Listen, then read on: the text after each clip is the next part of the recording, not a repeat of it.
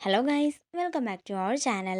Episode ആരംഭിക്കുമ്പോൾ കാണിക്കുന്നത് വേണുവിൻ്റെ അടിയിൽ ബോധം കെട്ട് താഴേക്ക് വീഴുന്ന രാധമ്മയാണ്. തുടർന്ന് ഋതിക വെള്ളം തളച്ചതിനെ തുടർന്ന് അവർക്ക് ബോധം വരികയാണ്. മുന്നിൽ ഋതികയെ കാണുമ്പോൾ ദേഷ്യത്തോടെ എൻ്റെ മുന്നിൽ നിന്ന് പൊടിയെന്ന് ഉറക്കെ പറയുകയാണ് രാധമ്മ.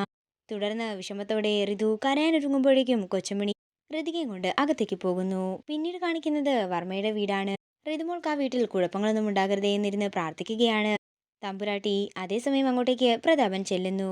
വേണുവും വീട്ടുകാരുമൊന്നും കല്യാണത്തിന് വന്നില്ലല്ലോ എന്ന് തമ്പുരാട്ടി പറയുമ്പോൾ എന്തെങ്കിലും പ്രശ്നം കാണുമെന്നും എന്താണെങ്കിലും നമുക്ക് അവരെ അറിയാവുന്നതല്ലേ എന്ന് വർമ്മ പറയുന്നു.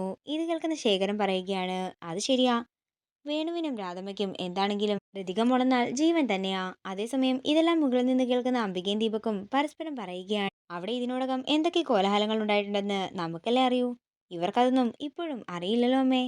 ഇവിടുത്തെ സ്വത്തെല്ലാം എന്താണെങ്കിലും ഋതികയ്ക്കുള്ളതാണ്. ഋതിക വഴി അത് രാജുവിനും വീട്ടുകാർക്കും എല്ലാം തന്നെ അവകാശപ്പെട്ടതാണെന്ന് വർമ്മ പറയുമ്പോൾ ഇവിടുത്തെ മാത്രമല്ല സൂര്യമംഗലം തറവാട്ടിലെ സ്വത്തുക്കളും എല്ലാം തന്നെ ഋതികയുടെ പേരിലുള്ളതാണെന്ന് തമ്പുരാട്ടിയും പറയുമ്പോൾ ശേഖരൻ പറയുകയാണ്, രാജുവിനെ പോലെ ഒരാളെ വിവാഹം കഴിക്കാൻ സാധിച്ചത് നമ്മുടെ കുട്ടിയുടെ ഭാഗ്യം തന്നെയാ.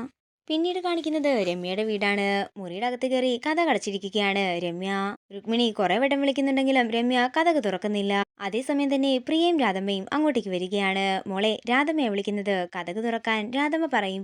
രുക്മിണി പറയുകയാണ്, നീ ഇവിടെ കിടന്ന് നിലവിളിക്കുകയൊന്നും വേണ്ട. എന്റെ കുഞ്ഞിനെന്തെങ്കിലും പറ്റിയാൽ നിന്നെയൊക്കെ ഞാൻ കാണിച്ചു തരുന്നുണ്ട്. അവനുണ്ടല്ലോ, ആ നന്ദി കെട്ട നായ ആ രാജു, അവനെയും ആ മന്ത്രിയുടെ മോളെയുമായിരിക്കും ഞാൻ ആദ്യം കൊല്ലാൻ പോകുന്നത്. രുക്മിണി, അതിന് ഞങ്ങൾ എന്ത് ചെയ്തിട്ടാണെന്ന് രാധമ്മ ചോദിക്കുമ്പോ നീയൊക്കെ കൂടെ അല്ലേ ഈ വിവാഹം നടത്തിത്തരാമെന്ന് പറഞ്ഞതെന്ന് രുക്മിണി ദേഷ്യത്തോട് ചോദിക്കുന്നു. നീയൊക്കെ ഇടിവെട്ടി തന്നെ ചാകും, ഇപ്പൊ ഇവിടെ ഇറങ്ങിക്കോണമെന്ന് പറഞ്ഞ് പൊട്ടിക്കരയുന്ന രുക്മിണിയാണ് കാണിക്കുന്നത്. പിന്നീട് കാണിക്കുന്നത് രാജുവിന്റെ വീടാണ്. ഇതൊക്കെ എന്റെ തെറ്റ് തന്നെയാണ്, ഞാൻ കാരണം വിഷമിക്കുന്നത് രാജുവല്ലേ. എന്നെ രാജു കല്യാണം കഴിച്ചത് കൊണ്ട് ഈ വീട്ടിലെ എല്ലാവരും ഇപ്പോ വിഷമിക്കുകയല്ലേ എന്ന് വിഷമത്തോടെ പറയുകയാണ് ഋതിക. മേഡം ഇതൊന്നും സാരം വെക്കണ്ട, അമ്മയുടെ പിണക്കമൊക്കെ പെട്ടെന്ന് തന്നെ മാറിക്കോളും. ഇത് കേൾക്കുന്ന ഋതിക കുറുമ്പോടെ ചോദിക്കുകയാണ്, അല്ല രാജു, രാജു എന്തിനാ പിന്നെയും എന്നെ മേഡം എന്ന് വിളിക്കുന്നത്? അതിപ്പോ വിളിച്ച് ശീലമായില്ലേ, പെട്ടെന്ന് മാറ്റാൻ സാധിക്കുന്നില്ലെന്ന് രാജു പറയുമ്പോ ഋതിക ചോദിക്കുകയാണ്, രാജു എന്നെ സീരിയസ് ആയിട്ട് താലി കെട്ടിയതാണോ അതോ അച്ഛൻ പറഞ്ഞതുകൊണ്ട് മാത്രം? വീണ്ടും വീണ്ടും രാജു എന്നെ മേഡം എന്ന് വിളിക്കുന്നത് കൊണ്ടാ ഞാൻ ഇങ്ങനെയൊക്കെ ചോദിക്കുന്നത്. പോട്ടെ മേഡം, എല്ലാം പതിയെ പതിയെ ശരിയാക്കാമെന്ന് രാജു പറയുമ്പോൾ ഋതിക മനസ്സിൽ പറയുകയാണ്, ഇനി രാജു സത്യമായിട്ടും എന്നോടുള്ള പ്രേമം കൊണ്ട് തന്നെയാണോ എന്നെ കല്യാണം കഴിച്ചത്, അതോ ഇനി വേറെന്തെങ്കിലും കാരണമുണ്ടാകുമോ? മേഡം, മേഡം കൂടുതലൊന്നും ചിന്തിക്കണം. ആത്മാർത്ഥതയോടുകൂടി തന്നെയാ ഞാൻ മേഡത്തിന്റെ കഴുത്തില് താലി കെട്ടിയത്. അങ്ങനെ അവർ സംസാരിച്ചുകൊണ്ടിരിക്കുന്ന സമയത്ത് മണിയറ ഒരുക്കാനായി പൂക്കളുമായിട്ട് ജയനും കൊച്ചമണിയും കൂടി മുറിയിലേക്ക് ചെല്ലുകയാണ്. ഒന്നാമതേ സമാധാനമില്ല, ഇതൊന്നും വേണ്ട അളിയ എന്ന് രാജു പറയുമ്പോ എന്റെ അളിയ ഒന്ന് പുറത്തേക്ക് ഇറങ്ങ്, ഇതൊക്കെ ഞങ്ങൾ ശരിയാക്കട്ടെ എന്ന് പറഞ്ഞ് രാജുവിനെ ഹൃദയം കൂടി മുറിയുടെ പുറത്തേക്ക് അയക്കുകയാണ് ജയനും കൊച്ചമണിയും. അങ്ങനെ അവരവിടുന്ന് പുറത്തേക്ക് ഇറങ്ങുമ്പോൾ രാജുവിന്റെ കയ്യിൽ നിന്നും ഒരു കത്ത് താഴേക്ക് വീഴുകയാണ്. ജയൻ അതെടുത്ത് വായിക്കാൻ നോക്കുമ്പോഴേക്കും പെട്ടെന്ന് തന്നെ രാജു അങ്ങോട്ടേക്ക് വരികയും അതുകൊണ്ട് പുറത്തേക്ക് ഇറങ്ങുകയും ചെയ്യുന്നു. പത്മാവതി രാജുവിന് എഴുതിയിരുന്ന കത്തായിരുന്നു. പിന്നീട് കാണിക്കുന്നത് ഋതികയ്ക്ക് വെള്ളം കൊണ്ട് കൊടുക്കുന്ന വേണുവിനെയാണ്. തന്റെ വിഷമങ്ങളെല്ലാം ഋതിക വേണുവിനോട് പറയുമ്പോൾ വേണു ഋതികയെ സമാധാനിപ്പിക്കുകയാണ്. എല്ലാം ശരിയാകും മോളെ, മോളെന്താണെങ്കിലും വിഷമിക്കാതിരിക്കെ.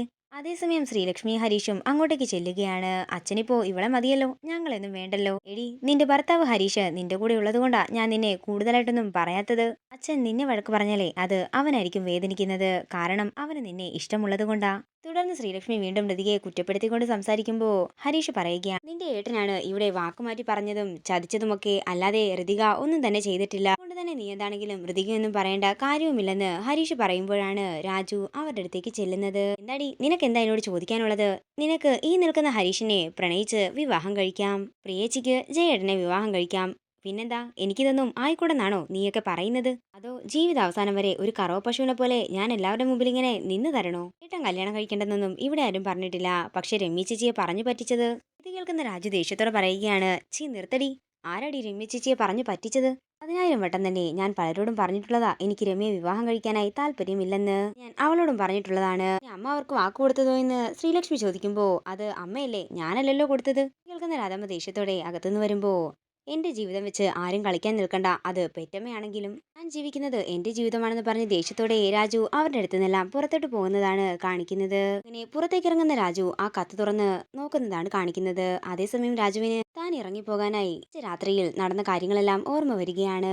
നേരമായിരുന്നു രാജുവിന് പത്മാവതിയുടെ കത്ത് ബൈക്കിൽ നിന്നും കിട്ടിയത്. അത് വായിച്ച് ഞെട്ടലോടെ നിൽക്കുന്ന രാജുവിനെ കാണിച്ചുകൊണ്ട് ഇന്നത്തെ എപ്പിസോഡ് ഇവിടെ തീരുകയാണ്. വീഡിയോ ഇഷ്ടമായെങ്കിൽ മറക്കാതെ ലൈക്ക് ചെയ്യുക, ഷെയർ ചെയ്യുക, കമന്റ് ചെയ്യുക. കൂടുതൽ സീരിയൽ അപ്ഡേറ്റ്സിനായി മറക്കാതെ സബ്സ്ക്രൈബ് ചെയ്യുക.